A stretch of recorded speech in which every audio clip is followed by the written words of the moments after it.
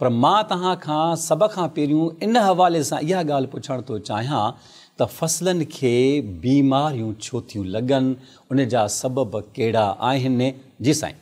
बिस्मिल्लाहिर्रहमानिर्रहीम। महिरबानी अयाज़ साहब। असल में फ़सलनि में जेके असां वटि फ़सलूं थींदियूं आहिनि उन में भाॼियूं आहिनि, असां वटि खोड़ सारी भाॼियूं थींदियूं आहिनि। असांजी सीरियल किराप जीअं चवंदा आहियूं त असां डायरेक्ट डाइट असां वठूं था, जीअं कणक आहे, राइस आहे, मेज़ आहे। हिन खां अलावा असांजा जेके फ्रूट किराप आहिनि उहे थींदा आहिनि त हुन मां असां मेवा वठूं था मुख़्तलिफ़।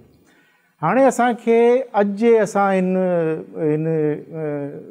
प्रोग्राम जे वसीले ते असां कोशिशि कंदा थी त आबादगार भाइरनि खे असां थोरी ॼाण ॾियण जी कोशिशि कयूं त बीमारी छा थींदी आहे, बीमारी कीअं ईंदी आहे ऐं बीमारी जा अॻिते वधण जा असबाब छा आहिनि। ठीकु आहे, माना सबब जेके बीमारियुनि जा आहिनि उहे कहिड़ा? जी, कहिड़ा बीमारी। हाणे बीमारी जेकी आहे प्लांट डिज़ीज़, हू बेसिकली हिकिड़ा बीमारी थींदी आहे त असां हिनखे हिकिड़ी कैटेगरी में रखूं था। सही, ठीकु आहे। हिकिड़ी बीमारी ज़मीन जे ज़रिए थिए थी, असां हुनखे चऊं था त सॉइल बोर्न इन्फेक्शन। सॉइल में जरासीम मौजूदु हूंदा, हू उनजी पाड़ुनि खे नुक़सानु कंदा आहिनि ऐं हुन पाड़ुनि जे ज़रिए हू बीमारी वधे थी अॻिते। असां ॿियो जेकी हुनखे कैटेगरी खे असां हुनमें कयूं था त हू सेकेंड आहे त अबो ग्राउंड पार्ट।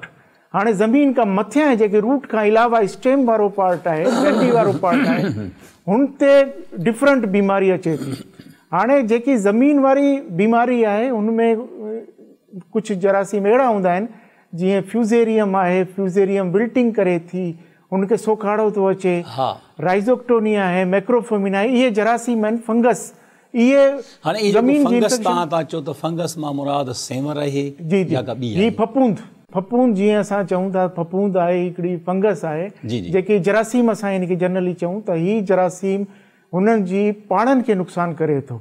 हुनमें खोड़ सारी असांजी भाॼियूं आहिनि ऐं खोड़ सारा असांजा फील्ड किराप्स आहिनि जेके नुक़सानु थो करे, पाड़ुनि खे अफेक्ट थो करे।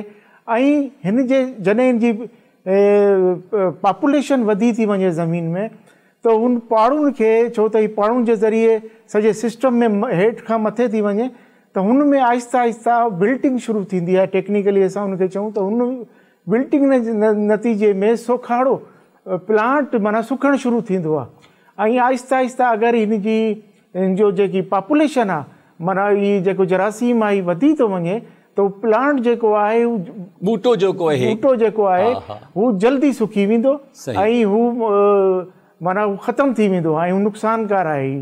अच्छा, हिनखे अलावा जेकी बीमारियूं आहिनि, कुझु बीमारियूं असांजे जीअं ही थी वई ज़मीन जे हेठि, ज़मीन खां मथे ई पार्ट में कुझु बीमारियूं अहिड़ियूं आहिनि जीअं असां हुनखे फोलियर माना पन वारी बीमारी चवंदा आहियूं। हुनमें हू बीमारियूं पन ते मुख़्तलिफ़ निशान ठाहींदियूं आहिनि त हुनमें पन जो रंग चेंज थियणु, येलोइंग माना पीरो रंग चेंज थिए। कुझु पन जा बूटा जेके आहिनि उहे सावा हूंदा आहिनि, जॾहिं उहे पीलाण माहिर थिए त माना उनमें का खोट, हुनमें का तब्दीली अचे थी। असल में प्लांट जेके बीमारी आहे उहो आहे ई आहे त प्लांट जे नॉर्मल ॿूटे जे नॉर्मल फंक्शन में को एबनॉर्मलिटी अची वञे ऐं एबनॉर्मलिटी ईअं अचे त हू पंहिंजो को कलर मटाए, को पन ते को अहिड़ा दाग ठहनि जीअं कारा दाग थियनि, को ब्राउन भूरा दाग थियनि। कुझु असां चवंदा आहियूं उनखे वेन क्लियरिंग, स्पेशली वायरस डिज़ीज़ में थींदो आहे त हुनमें उनजी रगूं हूंदियूं आहिनि जेके पन जी पते जी, हू नॉर्मल पते खां थुली थी वेंदियूं आहिनि ऐं इनलार्जमेंट थी वेंदो आहे वधीक ऐं हू क्लोरोसिस उनमें मुख़्तलिफ़ रिंग टाइप। असल में जेके तव्हां ॻाल्हियूं ॿुधायो था न पिया उहे टेक्निकल टर्म इलाही घणा आहिनि। मुंहिंजो आबादगार मूं वांगुरु आहे, जॾहिं मां नथो सम्झां त माना मुंहिंजो आबादगार बि न सम्झंदो। हाणे इनखे तव्हां मिसाल तौरु फ़सुल जो वठो, जेकॾहिं तव्हां पन जी बीमारी चओ था त मिसाल तौरु वण जो फ़सुलु तव्हां वठो जेको आम बीठो बि आहे, हिन वक़्तु बि मौजूदु आहे। उन जे पननि जे मथां जेके रगूं थियनि थियूं, अच्छा उन जे पन में का ॻाढ़ाण अची थी वञे, पीलाण अची थी वञे, अहिड़े तरीक़े सां थोरो सम्झाइण जी कोशिशि कयो। असल में प्लांट जेके बीमारी आहे बूटनि में, हू हिकिड़ी मूं ॿुधायो त ज़मीन जे ज़रिए थिए थी। ज़मीन में जरासीम मौजूदु हूंदा आहिनि ऐं उहे उनजी पाणुनि खे नुक़सानु कंदा आहिनि ऐं हू पाणुनि जे नुक़सान में हू सुकणु शुरू थी वेंदो आहे ॿूटो। ॿिए नंबर ते ॿूटनि जे जेके असां पहाड़नि खां हेठि मथे वारो हिसो आहे हुन में पननि जे वसीले बीमारी फैलिजे थी। पन जो रंग पन जो जेको कलर आहे माना हुनजो रंग आहे उहो चेंज थो थिए, हुनमें अहिड़ा धब्बा था नुमाया थियनि, हुनमें दाग था थियनि, हुनमें ब्राउन कारो ब्राउनिश टाइप माना हुनमें दाग था थियनि। हुनजी जेकी रगूं आहिनि प्लांट जी बूटे जी पन जी हू थुली थी वञनि। असां अगरि भेट कयूं नॉर्मल जेको पन आहिनि हुन खां हू हुनमें सिम्पटम था ज़ाहिर थियनि, पीलोपन वधीक थो थिए। त इहे मुख़्तलिफ़ इहे जेके असांजी अलामात ज़ाहिर थिए थी बीमार बूटनि में, इहे मुख़्तलिफ़ जरासीमनि जेके हुन बूटे खे नुक़सानु था कनि। हिन जरासीमनि जी मुख़्तलिफ़ 3-4 असां वटि के हिननि जी कैटेगरीज़ आहिनि ऐं हिननि जा ग्रुप्स आहिनि। नंबर 1 ते हिकिड़ो सभिनी खां वॾो ग्रुप आहे, हू आहे फंगस जेको फफूंद, हू आहे जेके ही बीमारियूं पैदा करे थो बूटनि में। नंबर 2 ते असां वटि वायरसिस आहिनि, उहे वायरसिस हिन बूटनि खे असरअंदाज़ था कनि, नुक़सानु था कनि ऐं असांजी पैदावारी सलाहियत खे घटि था कनि। 3 नंबर ते हिकिड़ो ग्रुप आहे असां हू बैक्टीरिया उनखे जेके जरासीम आहिनि हू बैक्टीरिया जे ज़रिए ग्रुप आहे, हू बैक्टीरिया बीमारियूं काज़ कनि था, उनमें उनजा डिफरेंट माना मुख़्तलिफ़ उनजा बि निशानियूं ज़ाहिर थियनि थी प्लांट ते। ऐं हिकिड़ो जेको लास्ट आहे हू आहे प्लांट नेमाटोड्स।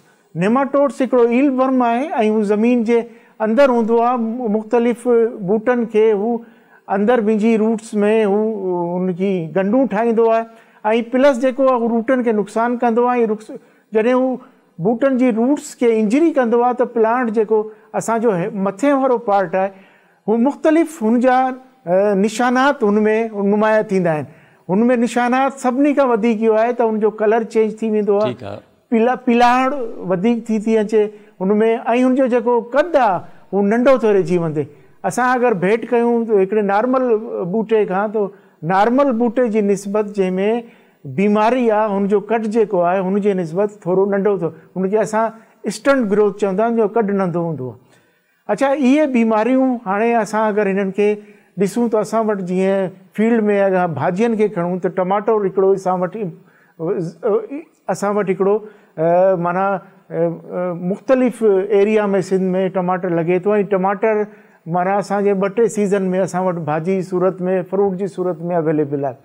टमाटर ते अगरि असां ॾिसूं त टमाटर ते असां वटि जेको वायरस आहे हुनजो इन्फेक्शन वधीक आहे, छो त जीअं ई असां टमाटर खे ट्रांसप्लांट कयूं था, माना नर्सरी मां हुनखे फील्ड में ट्रांसप्लांट कयूं था त सभिनी खां पहिरीं हुन में जेको वायरस जो अटैक आहे उहो वधीक थो थिए। हाणे वायरस जो मूं अटैक थियो ॿुधायो त हुनजा सिम्पटम जेके आहिनि हू टमाटे में 2 क़िस्म जा हूंदा आहिनि।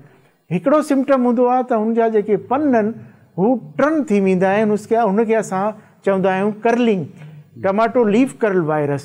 हुन कर्लिंग वायरस में इहो थींदो आहे त जेको पन जेको मुड़ी वेंदो आहे ऐं हू कर्ल टाइप शेप थी वेंदो आहे त इज़ीली हू माना सुञाणे सघूं था त हिन में वायरस अची वियो। हूअं जेको पन हूंदो आहे त सिधो बीठो हूंदो नॉर्मल, या त कुमाइजी वेंदो या टर्न थी वेंदो या पंहिंजो पाण में पंहिंजी जेका बिहक जेका पन जी आहे उहा बेतरतीब थी वेंदी आहे। ठीकु आहे। अच्छा, इन करे हुनमें वरी ॿियो वायरस बि ईंदो आहे, हुनखे असां टमेटो मोज़ेक वायरस चवंदा आहिनि। ठीकु आहे। हुनमें बि वायरस जो जेको आहे इंटेंसिटी जीअं असरअंदाज़ थींदो आहे त हुनमें वधंदी आहे। हुनमें बि हुनजा सिम्पटम ई आहिनि त पन जो कलर जेको आहे उहो पीलो थी वेंदो आहे ऐं हुनमें हुनजी रगूं जेकी आहिनि थोरी उनखां हिकिड़े आम उनखां प्लांट जेके पना उनखां वधीक थुली थी वेंदियूं आहिनि ऐं हुनमें थोरो एबनॉर्मल शेप हिकिड़ो पन थी वेंदो आहे जीअं असां नॉर्मल पन सां भेट कयूं।